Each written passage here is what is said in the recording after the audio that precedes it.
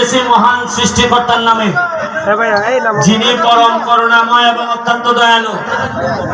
প্রথমেই আমি আপনাদের কাছে কৃতজ্ঞতা জানাচ্ছি যে আমার জন্য আপনারা বিভিন্ন ভাবে বিভিন্ন জায়গায় আমার জীবনের নিরাপত্তার জন্য আমার এলাকার মানুষ এবং এলাকার বাইরেও যারা মানববন্ধন করেছেন, প্রতিবাদ করেছেন, আমি এবং আমার পরিবারের পক্ষ থেকে আপনাদের প্রতি আমি কৃতজ্ঞতা জানাই। আমি কখনোই চাই নাই যে আমার সাথে একটা গানম্যান থাকুক, আমার সাথে অস্ত্র থাকুক, এটা আমি চাই নাই। কারণ সাথে যখন অস্ত্র আসে তখন সাধারণ মানুষ থেকে একটু দূরে সরে যেতে হয়। আমি চাই নাই কোনোভাবে। আমি এই গানম্যান চাইলে আরো অনেক আগেই পাইতাম, কিন্তু আমার মনে হয়েছে যে আমার কাছে অস্ত্র থাকলে সাধারণ মানুষ হয়তো ভয় পাইতে পারে, আমার কাছে নাও আসতে পারে। কিন্তু আমি বাধ্য হয়েছি এবার। আপনারা জানেন যে মৃত্যুর হুমকি আমার কাছে আসছিল, আপনারা সবই জানেন। গত সপ্তাহে আমি এই হুমকি ইনকোয়ারি চলাকালীন কারণে আমরা গত সপ্তাহে আমরা খেলা মিস করছি। আমরা এখানে খেলতে পারি নাই।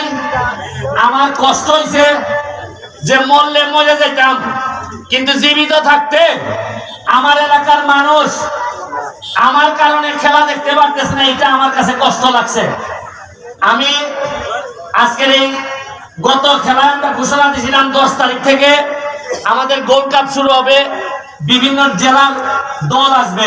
আমরা হয়তো 10-15 দিন পিছাবে, কারণ এই 10 দিন আমি কোনো কাজই করতে পারি নাই, এই জন্য 10 দিন পিছাবে। আমার ইচ্ছা হইল যে গত 30-40 বছরে বিশেষ করে নতুন প্রজন্ম যারা আইছে তারা তো মাঠে খেলা দেখতে পারে নাই, তারা বিভিন্ন ভাবে পথভ্রষ্ট হয়েছে। কেউ জুয়া খেলায় চলে গেছে, কেউ গাঞ্জাতে চলে গেছে, কেউ নানা রকম মাদকে চলে গেছে। এদেরকে ফিরাই আনতে এবং নতুন প্রজন্মের সামনের দিকে এগিয়ে নিতে আমাদের ফুটবল এবং অন্যান্য খেলার কোনো বিকল্প নাই। আপনারা হয়তো ভাবেন যে ব্যারিস্টার এমপি হইয়া আরো ভালো ভালো শার্ট প্যান্ট করে ঘুরে বেড়াইতো, তাইলে বেশি বড় নেতা মনে হইল নে। আমি ঘুরিয়া কিতা করতাম? আমি ধরেন এমপি না, এমনই বড় নেতা হইলাম, 6 মাসের ভিতরে আমি মন্ত্রী গেলাম গিয়া, তাতে লাভ কিতা? আমার এলাকার মানুষ যদি গাঞ্জা করতে থাকে, আরে গাঞ্জা ঘুরের এলাকার মন্ত্রী সে ভালো একটা এলাকার মন্ত্রী এমপি না হইল, এটা বড় 7 লাখ মানুষের নিঃশ্বাস পড়ে সকালবেলা ঘুম থেকে উঠছে আমার উপরে। 7 লাখ মানুষের কোনো কষ্ট হইল, মানুষে মনে করে এমপি মনে হয় পারল না। যে কোনো খাতা বৃষ্টি হইলে মানুষে মনে করে কটা ইট মনে এমপি দিতে পারলো না। যেখানে ব্রিজ নাই মানুষে মনে করে একটা ব্রিজ মনে এমপি দিতে পারলো না।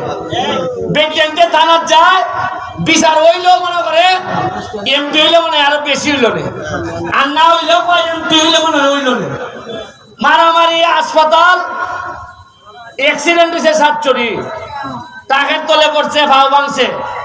এখন আইসা আমার দ্বারা যে কিছু পয়সা করে আপনি দিতেই বা, এরাও মনে করে যে অ্যাক্সিডেন্ট যে সাখানি হোক টাকা কিছু এমপি হিসাবে দিতেইব। আমি জানি আমার বাসার যারা আছেন তারা বুঝবা যে আমার দ্বারা কত ধরনের কত রঙের মানুষ হয়, কিন্তু আমি মুখ ফুটতে হইতে পারি না। আমি আল্লাহর ভাই চাইয়া ব্যারিস্টার হিসেবে যা ইনকাম করছি, আপনাদের ছোট একটা উদাহরণ দিই। আমার মৃত্যুর হুমকির কারণে গত সপ্তাহে আমি আইছি না, 1 সপ্তাহ আমি দেখা থাকছি গরু। আমার পুলিশে কইছে আপনি বারোই বেরো দরকার নাই। জাস্ট খালি আমি ঘর থেকে বার হইছি না, সোনারঘাটও আইছি না, আমার অ্যাকাউন্টে আমার রুজি জমছে 5 লাখ। কত? 5 লাখ। এই 5 লাখ আমার গত সপ্তাহে খরচ করার কথা। ব্যারিস্টার যে ইনকাম করছি যে টাকাটাই, এই টাকাটাই ফুরা রইয়া গেছে। আজকে আমি যে আজকে আইছি প্রায় 7 থেকে 7 লাখ টাকা লিয়েছি খরচ করবার লাগি। মাশাআল্লাহ। গত সপ্তাহটা রয়েছে, যদি আমি আইতাম তো 5 লাখ খরচা হয়ে গেলাম রে। এর লেগে নমুনা আপনারা কইতাছি। খালি একটা কথা হইয়া শেষ করি, অত বছরের পর বছর এমপি মন্ত্রী হইল সোনারঘাট, আমি খেলে তাও নৌকা না, আমি স্বতন্ত্র এমপি, মনে করেন দুর্বল। আমি খেলে মাত্র 5.5 মাস হইল না আমি এমপি গিরি শুরু করছি। আমারে মানুষে ঘুষ দেওয়ার চিন্তা করে না, মাইনা নিবার চিন্তা কেন করে বুঝেন না আপনারা?